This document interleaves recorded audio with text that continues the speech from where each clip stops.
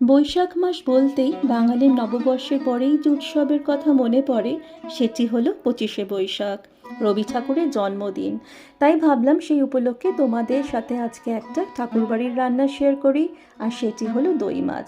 এখানে আমি 4 পিস রুই মাছ নিয়েছি, অল্প নুন আর লেবুর রস দিয়ে 15 মিনিটের জন্য মাখিয়ে রেখে দিয়েছিলাম। মিক্সিং জারে আমি এখানে 2টো মিডিয়াম সাইজের পেঁয়াজ পেস্ট বানিয়ে নিয়েছি। তারপরে মাছগুলো অল্প অল্প করে লাল করে ভেজে নিতে হবে। মাছ ভাজা তেলের মধ্যে দিয়ে দিতে হবে অল্প একটু ঘি। এখানে গরম মশলাটা একটু থেতো করে অ্যাড করতে হবে। তারপরে দিতে হবে পেঁয়াজ বাটাটা।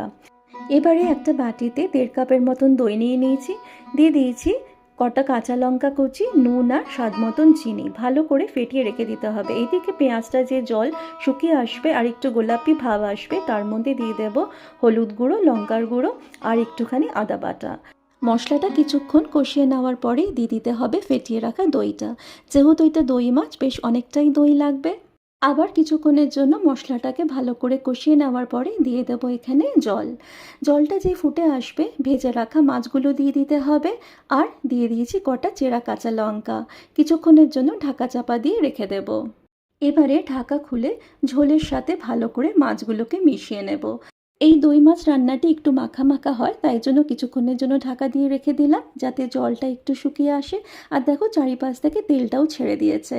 নামানোর আগে অল্প ঘি দিয়ে গ্যাসের ফ্লেম অফ করে কিছুক্ষণের জন্য ঢাকা দিয়ে রেখে দেব। ব্যাস তৈরি হয়ে গেল ঠাকুরবাড়ির এই দই মাছ। কেমন লাগলো বন্ধুরা নিশ্চয়ই জানিও। রবি ঠাকুরকে প্রণাম জানিয়ে ভিডিওটা শেষ করছি। ভালো থেকো।